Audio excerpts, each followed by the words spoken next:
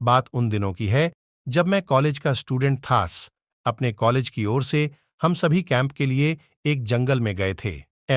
हल्की ठंड थी, अतः रात में हम सब ने पूरी रात कैंप फायर के साथ डांस करने, गाने आदि का प्रोग्राम तय किया।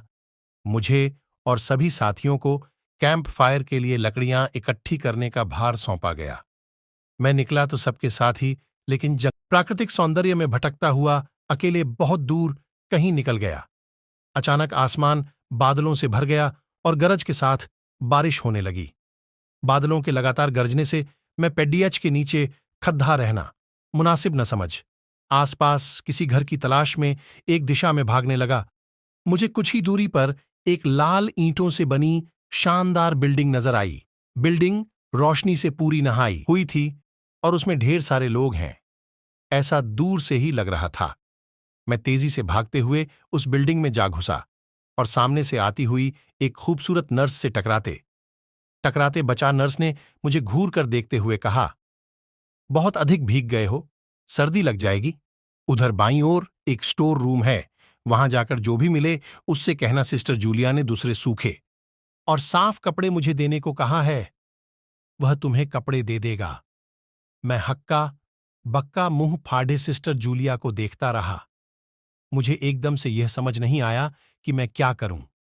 मेरी स्थिति देखकर सिस्टर जूलिया खिलखिलाकर हंस पड्ढी और बोली, पहले तो तुम अपना मुंह बंद करो, वरना मुंह में मच्छर घुस जाएंगे, और अब जाकर वीसा ही करो जैसा मैंने कहा है। जिसे देखते ही उस युवक को हंसी आ गई। उसने धीमे किंतु दृढ़ स्वर में कहा, मैं कैप्टन विनोद हूं और यह हमारे देश की आर्मी का हॉस्पिटल है। कैप्टन विनोद की बातों ने मुझे आश्वस्त किया। मैं अब धीरे धीरे सामान्य हो गया और मैंने कैप्टन विनोद को सिस्टर जूलिया की कही बातें बताई। सुनकर कैप्टन विनोद के चेहरे पर रहस्यमयी मुस्कान फैल गया और वे बोले, तो सिस्टर जूलिया से भी मिल चुके? जी, क्या मतलब है आपका? कुछ नहीं, चलो मैं तुम्हें सूखे कपड़े देता हूं, चेंज कर लो, नहीं तो सच में सर्दी लग जाएगी। और मैं कैप्टन विनोद के पीछे पीछे एक बड्ढे से कमरे में पहुंच गया।